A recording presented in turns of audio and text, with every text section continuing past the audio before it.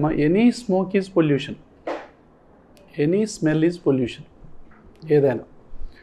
అయితే దీని మీద ఏంటంటే ఇది ఎవరికి, ఇప్పుడు 100 మందికి మీరు ఏదో ఒక ధూపమో దీపమో లేకపోతే ఏదో వేశారు. సంస్కృతి సాంప్రదాయాలకు నేను అత్యంత గౌరవిస్తాను, అందులో అనుమానం ఏం లేదు. కానీ ఆరోగ్యానికి ఇంకా ఎక్కువ ప్రాధాన్యత అనేది ఇచ్చి తీరాల. అయితే చాలామంది ఏంటంటే ఇప్పుడు సాంబ్రాణి పొగ వేస్తారు. చిన్న పిల్లలు, 3 నెలల పిల్లలు విపరీతమైన ఆస్మాతో, ఊపిరితిత్తుల సమస్యతో ఆక్సిజన్ మీదకి వెళ్తారు, ఐసీయూకి వెళ్తారు. కారణం సాంబ్రాణి పొగ. తల్లిదండ్రులకు ఆ విషయం కూడా తెలియదు పాపం.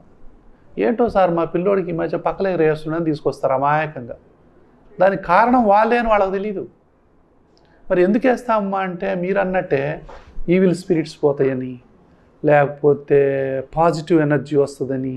పాజిటివ్ ఎనర్జీ సంగతి పక్కకు పెడితే ఉన్న ఊపిరితిత్తులు మొత్తం మూసుకొని పోతాయి.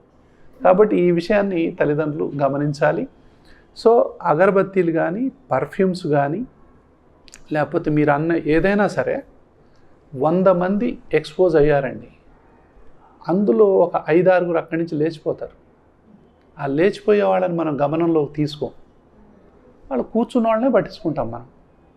ఎందుకు లేచిపోయారు, వాళ్ళకి ఏంటి ప్రాబ్లం అంటే, ఇక్కడ కాసేపు నా ఊపిరి ఆగిపోతుంది సార్ అంటారు, నా ఊపిరి ఆగిపోతుంది సార్ అంటారు వాళ్ళు.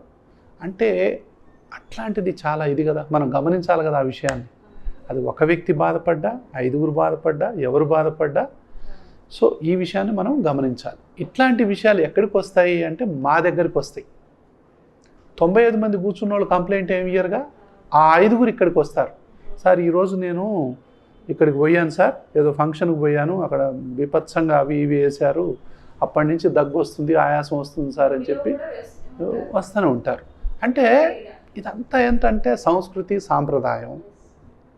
గుళ్ళల్లో ఇంకొకటి ఏంటంటే ఒక్కోసారి ఆ గాలి కూడా సరిగా ఆడదు.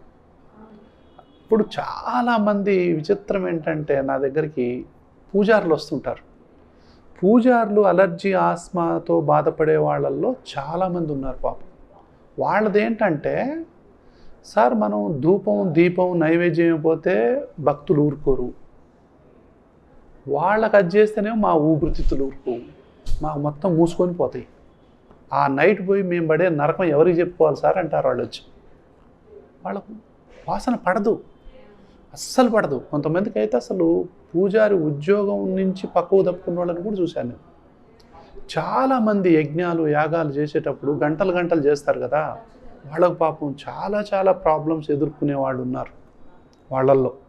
సో ఇవన్నీ కూడా ఎందుకు మరి, ఇవి వెనకటి నుంచి ఉన్నాయి కదా, కొన్ని వేల సంవత్సరాల నుంచి ఉన్నాయి కదా, ఇప్పుడే ఏంటి, ఇప్పుడే ఎందుకు ఇంత దీని మీద రభస కానీ, లేకపోతే దీని మీద చర్చ కానీ, లేకపోతే దీని మీద ఇది కానీ ఎందుకు అంటే, నేనేం ఎగ్జాంపుల్ చెప్తానంటే, ఒక గాజు గ్లాస్ తీసుకుందాం, ఒక్కొక్క చుక్క వేసుకుంటూ వద్దాం విషయం, ఒక్కొక్క చుక్క వేసుకుంటూ వస్తే గ్లాస్ నిండిన తర్వాత ఇంకా ఒక్క చుక్కేసినా పొంగి పొరులుతుంది. అంటే మన బాడీలో కెపాసిటీ ఎంత ఉందంటే మనం ఒక్కొక్క చుక్క వేసుకుంటూ వస్తున్నాం పొల్యూషన్ని. ఈ విషయాన్ని మనం పీలుస్తూ ఉన్నాం ఎప్పటి నుంచో. ఈ విషయం అంటే పొల్యూషన్తో సహా అంతా, అన్ని రకాల పొల్యూషన్స్, ఇండస్ట్రీ కావచ్చు, ఏదైనా కావచ్చు, అన్ని రకాల పొల్యూషన్స్ని మనం పీలుస్తూ ఉన్నాం. ఈ పవిత్రమైనటువంటి పొగ కూడా ఏదైతే ఉందో అది కొంచెం యాడ్ అయినా కూడా తట్టుకునే పరిస్థితులు లేవు ఇప్పుడు. ఒకప్పుడు ఇవన్నీ లేవు కదా, ఒకప్పుడు ఇవేం లేవు, ఏమీ లేవు. కాబట్టి మీరు ఎంత గాలి పీల్చినా ఎవరికేం కాపోయాయి. అప్పుడు దాని మీద అసలు చర్చే లేదు. ఇప్పుడు ఇవన్నీ వచ్చిన తర్వాత ఇవన్నీ ఊపిరితిత్తుల్ని ఇబ్బంది పెట్టేవే. ఆల్రెడీ దేనివల్లనో ఒకదాని వల్ల ఈ మూసుకొని ఉన్నాయి. ఇప్పుడు మీరు గుడికి వెళ్ళారు, ఏదో పొగ తలిగింది, ఇంకా బలంగా మూసుకుంటాయి. సో అప్పుడు ఏంటి మరి ఏంది ఇప్పుడే వచ్చిందా అంటే ఏం చెప్తాం మనం, ఒకప్పుడు ఇలా ఉండి ఒకవేళ కొంత తగిలినా కూడా కాసేపు అనేవాళ్ళు తగ్గిపోయేది, ఉండటం ఇలా ఉంటున్నారు కదా వాళ్ళు. ఎప్పుడైనా ఒక ఇట్లని కాదు, ఎక్కడికైనా ఆఫీసులకు కావచ్చు, గుడికి కావచ్చు, ఎక్కడైనా మనకు ఎక్కడికి పోయినా సరే. సో అగరబత్తీలు, అందుకే నేనేం చెప్తానంటే ఇంతింత పొడుగు అగరబత్తీల కంటే జస్ట్ చిన్న అగరబత్తీలు అనేవి ఒక మంచి ఐడియా. దాదాపు 75% పొల్యూషన్ తగ్గిపోదు ఇళ్లల్లో. ఇది చిన్న అగరబత్తీలు చేస్తే. మీరు రేట్ తగ్గిస్తారో తగ్గిరో నాకు తెలియదు, కానీ పొల్యూషన్ లేకుండా ఉంటే మాత్రం చాలామంది హ్యాపీగా ఫీల్ అవుతారు. అయితే దీని మీద ప్రజలకు అవగాహన కలిగించాలి. కొంతమంది ఏంటంటే ఇంత పొడుగున్న అగరబత్తి అయితేనే మనకు ఒక ఫీలింగ్, ఒక సాటిస్ఫాక్షన్ వస్తుంది. లేకపోతే చిన్న చిన్న అగరబత్తీలు అంటే వాళ్ళకి హ్యాపీనెస్ రాకపోవచ్చు. కాబట్టి ఈ యొక్క విషయం మీద ప్రజలకు అవగాహన కలిగించాలి. అలర్జీ ఆస్తమాలు విపరీతంగా పెరిగిపోతున్నాయి. ఊపిరితిత్తుల్లో సమస్యలు అనేవి విపరీతంగా పెరిగిపోతున్నాయి. నెంబర్ 1 కిల్లర్ ప్రపంచంలో ఇప్పుడు ఏముందంటే అన్ని జబ్బుల్ని కలుపుకుంటే నెంబర్ 1 కిల్లర్ ఏదైతే ఉందో ఊపిరితిత్తుల జబ్బులే. అన్నీ కలుపుకుంటే అది న్యూమోనియాలు కావచ్చు, సిఓపిడి కావచ్చు, ఆస్తమా కావచ్చు, లంగ్ క్యాన్సర్ కావచ్చు, ఇవన్నిటిని ఒక గ్రూపుగా తీసుకుంటే నెంబర్ 1 కిల్లర్ ఏదైతే ఉందో ఒక ఆర్గను అది ఊపిరితిత్తులేది. సో ఊపిరితిత్తులకు ఎందుకంటే వచ్చే జనరేషన్స్ అన్నీ కూడా పొల్యూషన్ బారిన పడుతున్నాయి. ఇప్పుడు ఈవెన్ కడుపులో ఉన్న పిల్లలు కూడా స్మోకర్స్తో సమానం. స్మోకర్స్తో ఎలా అనొచ్చు మీరు? ఎలా అంటే మనం డెలివరీ అయ్యేటప్పుడు మనం బొడ్డు కోస్తాం అంటాం కదా, అందులో నుంచి మనం బ్లడ్ తీసి టెస్ట్ చేస్తే దాదాపు 250 కెమికల్స్ ఉన్నాయి ఆ బ్లడ్లో పొల్యూషన్కు సంబంధించి. అంటే పిల్లలు ఎంత పొల్యూటెడ్ బెడ్ వాళ్ళకి అందుతుంది ఆల్రెడీ. సో ఇవన్నీ కూడా ఫ్యాక్ట్స్. ఒకప్పుడు ఊపిరితిత్తులు ఆపరేషన్ చేసేటప్పుడు డాక్టర్లు పింక్ లంగ్స్ చూసేవాళ్ళు. పింక్ కలర్ ఉండే లంగ్స్ చూడబుద్ధి అయ్యాయి. ఇప్పుడు అన్నీ నల్లగా మారిపోతున్నాయి. ఢిల్లీలో చూస్తే కనుక లంగ్స్ అన్నీ నలుపెక్కిపోతున్నాయి. అంటే ఒక్కొక్కళ్ళ ఊపిరితిత్తులు కనుక మనం గుడ్డ పిండినట్టు పిండితే దాదాపు ఒక 1/2 లీటర్ అంత మడ్డి వెళ్తుందన్నట్టుగా అంత తారు బట్టి ఉందన్నమాట ఈ స్మోకర్స్కి కానీ, లేకపోతే ప్రతిరోజు సిటీలో పొల్యూషన్ చేసేవాళ్ళకి కానీ. సో ఈ విషయాలన్నీ కూడా ప్రభుత్వాలు కానివ్వండి, స్వచ్ఛంద సంస్థలు కానివ్వండి, ప్రజలు కానివ్వండి సీరియస్గా తీసుకోవాల్సినటువంటి అంశం. చాలా సీరియస్గా తీసుకోవాల్సిన అంశం. అంటే ఉన్న దాంట్లోనే మనం అవుట్డోర్ పొల్యూషన్తోనే బాధపడిపోతున్నాం. ఇండోర్ పొల్యూషన్, ఇంట్లో అగరబత్తీలు అవి వెలిగించుకోండి, బయట ఒకటి వెలిగించుకోండి. కొంతమంది 20-30 వెలిగించే వాళ్ళని చూశాను నేను. 3 పూటలు వెలిగించే వాళ్ళని చూసాం. కాబట్టి బయట 1 or 2 వెలిగించుకోండి. అది బాల్కనీలో కానీ, లేకపోతే పైన కానీ, లేకపోతే తులసి చెట్టు దగ్గర కానీ. సో అది వెలిగించుకోవచ్చు. సో ఈ విధంగా తర్వాత వాటి సైజు కొంచెం ఉండేటట్టుగా అది చూసుకోవచ్చు. ఇలాంటి పిల్లలకు సాంబ్రాణి పొగ అయితే మొత్తం తీసేయాల్సిందే. తర్వాత యజ్ఞాలు యాగాలు చేసేటప్పుడు ఇండ్లల్లో ఎంత నరకం అనుభవిస్తారంటే చాలామంది నాకు వస్తారు, ఐసీయూలో అడ్మిట్ అవుతారండి. 4-5 రోజులు అడ్మిట్ అవుతారు. అంత సీరియస్ ఉంటుంది. దాని తర్వాత ఇవన్నీ చాలా ఉన్నాయి. అంటే ఇట్లాంటివన్నీ కూడా మనకు బయట ప్రపంచాన్ని పర్ఫ్యూమ్ కొట్టుకోవద్దు, పర్ఫ్యూమ్ వల్ల కూడా అలర్జీ ఆస్మా వస్తుందంటే చాలామంది ఆశ్చర్యపోతారు నేను చెప్తుంటే. ఎవరు? చాలామంది. అంటే ఎంత ఎడ్యుకేటెడ్ ఉంటారంటే సైంటిస్టులతో సహా పర్ఫ్యూమ్ కొట్టుకుంటే, అవునా పర్ఫ్యూమ్ కొట్టుకోవద్దా సార్, పర్ఫ్యూమ్కి ఏమైంది, ఎంత అమాయకంగా అడుగుతారో. సో దాని తర్వాత ఇట్లా అగరబత్తిలో కూడా ఆస్తమా వస్తుందా సార్? ఆస్తమా పేషెంట్ని అడిగితే చెప్తారు వస్తుందా రాదా అనేది. బయట వాళ్ళని అడిగితే తెలియదు ఈ విషయం. సో అందరు దీనికి ఎక్స్పోజ్ అవ్వచ్చు.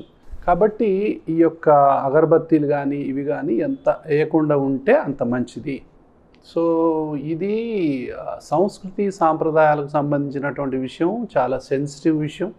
కానీ ఆరోగ్యం అనేది మాత్రం చాలా ప్రధానమైనటువంటి అంశం అనేటటువంటిది ప్రతి ఒక్కళ్ళు ఒప్పుకుంటారు. పిల్లల ఆరోగ్యం, పిల్లలకి చిన్నప్పటి నుంచే ఈ సాంబ్రాణి పొగలేసో, లేకపోతే అగరబత్తీలు వెలిగించో, లేకపోతే పౌడర్లు కొడితేనో వాళ్ళ ఊపిరితిత్తులన్నీ మూసుకుంటున్నాయనే విషయాన్ని తల్లిదండ్రులు గమనించాలి. తర్వాత ఇవన్నీ కూడా మనకి ఇంకా ఏమాత్రం కూడా ఈ పొల్యూషన్ని తట్టుకునేటటువంటి శక్తి అంటే ఎవరికి లేకుండా అయిపోయింది. దాదాపు ప్రపంచంలో ఉన్నటువంటి 8 billion people are subjected to pollution. అంటే 95% of the population is subjected to pollution అని అఫీషియల్ రిపోర్ట్స్ వచ్చాయి. ప్రపంచవ్యాప్తంగా 95% మంది ప్రజలు పొల్యూషన్ బారిన పడ్డారు. ఆల్రెడీ పొల్యూషను, బయట పొల్యూషను, రకరకాల ఇండోర్ పొల్యూషన్, అవుట్డోర్ పొల్యూషన్, ఎన్నో రకాల పొల్యూషను. ఈ పొల్యూషన్ బట్ దీనికి సెల్ఫ్ పొల్యూషన్ అని పేరు పెట్టాను. మనంతటా మనం వేసుకునేవి. Cigarette self pollution, perfume self pollution, తర్వాత ఇవన్నీ కూడా మనం దగ్గర ఉండి మనంతటా మనం కొట్టుకునే అన్నీ కూడా సెల్ఫ్ పొల్యూషన్ కిందకి వస్తాయి. కాబట్టి ఇవన్నీ మనం అవాయిడ్ చేయాలి. ఊపిరితిత్తులన్నీ ఇట్లా మూసుకోవటానికి కారణం మనమే, కానీ మనకు ఆ విషయం తెలియదు. మనం డాక్టర్ కాడికి రిపీటెడ్గా వస్తూ ఉంటాం. సో కుటుంబ సభ్యుల్లో ఏ ఒక్కళ్ళు అలర్జీ ఆస్మాతో బాధపడ్డా వాళ్లకు ఏ రకమైనటువంటి పొగలు కానీ, వాసనలు కానీ, పౌడర్లు కానీ, దుమ్ము కానీ పడవనేటటువంటి విషయాన్ని మిగతా కుటుంబ సభ్యులు అర్థం చేసుకోవాలి. అర్థం చేసుకున్నప్పుడే వాళ్ళు మంచిగా ఉంటారు తప్ప ఇక ఆయన బాధ ఏదో ఆయన పడతాడు, నా పనేదో నేను చేస్తా అంటే వాళ్లకు నరకం తప్పదు. ఇది చూసైనా సరే చాలామంది ఏంటంటే, సార్ నా దగ్గరకు వచ్చి కొంతమంది భార్యాభర్తలు ఏం చెప్తారంటే, ముందు నా దగ్గరికి వచ్చి వాళ్ళు ఎక్కడో అక్కడ కూర్చున్నప్పుడు నా దగ్గరకు వస్తారు. వచ్చి, సార్ మా ఆయన విపరీతంగా పూజలు చేస్తాడు సార్, నాకేం ఆస్మా ఉంది, ఆయనకు దయచేసి చెప్పండి సార్ ఇట్లా వేయొద్దని చెప్పి అంటారు. అంటే నాకు ఎంత బాధ అనిపిస్తుంది అంటే, సో ఈ బాధ ఎందుకు అర్థం చేసుకోలేకపోతున్నారు అంటే, పూజ చేస్తే నీకు ఆయాసం రావటం ఏంది, నీకు చెప్పిన డాక్టర్ ఎవరు అసలు అని చెప్పి వాళ్ళు చాలా ఇది చేస్తుంటారు. సో అట్లాంటి వాళ్ళకి ఏం చేస్తానంటే, నేను వాళ్ళకి తెలియక అలా అంటున్నారు, వాళ్ళకి కౌన్సిలింగ్ అనేది కంపల్సరీ అవసరము. ఒకసారి వచ్చిన తర్వాత నేను మొత్తం సబ్జెక్ట్ అంతా ఎక్స్ప్లెయిన్ చేసిన తర్వాత, అబ్బా ఎంత పొరపాటు చేశాను సార్, నేను నిజంగా పాపం నరకం అనుభవిస్తుంది సార్, మా మిస్సెస్ ఎప్పుడు అంటనే ఉంటుంది నాతో అని. ఇట్లా ఉల్టా కేసులు కూడా ఉంటాయి మళ్ళీ. సో అలా ఉంటాయి. సో ఇట్లా ఒకళ్ళు నరకం అనుభవిస్తూ ఉంటే వాళ్ళకు చేస్తూనే ఉంటారు, కానీ వాళ్ళకి అర్థం కాదు. కావాలని ఎవరు చేయరు, కానీ అర్థం కాదు. అర్థం అవ్వాలంటే అవగాహన ఉండాలి. అవగాహన ఎవరు చెప్పాలి? తెలిసిన వాళ్ళు చెప్పాలి. సో కాబట్టి ఈ అవగాహన అనేది 10 మందికి పంచాల్సిన అవసరం ఉంది. సో 10 మందికి తెలియాల్సిన అవసరం ఉంది. ఇలాంటి వీడియోలు చూసినప్పుడు నేనేం చెప్తానంటే, కొన్ని లక్షల మంది ప్రజలు అలర్జీ ఆస్మాతోని తెలిసి తెలియక ఇబ్బందులు పడుతున్నారు. చేతులారా వాళ్ళ ఆస్తమానే వాళ్ళు కొని తెచ్చుకుంటున్న విషయం వాళ్ళకు తెలియదు. కాబట్టి ఇవన్నీ కూడా షేర్ చేసుకున్నట్లయితే ఇలాంటి వీడియోలన్నీ తెలియని వాళ్ళకు తెలుస్తుంది. సో మన సంస్కృతి గొప్పది, మన సాంప్రదాయం గొప్పది, అంతకంటే గొప్పది మన ఆరోగ్యం. సో ఆరోగ్యాన్ని మనం గౌరవించాలి. ఆరోగ్యానికి ఏది ఉపయోగపడుతుందో అవన్నీ మనం తెలుసుకోవాలి, పాటించాలి. అదే ఈ వీడియో యొక్క ఉద్దేశం. ఓకే అండి, thank you so much sir. Thank you so much.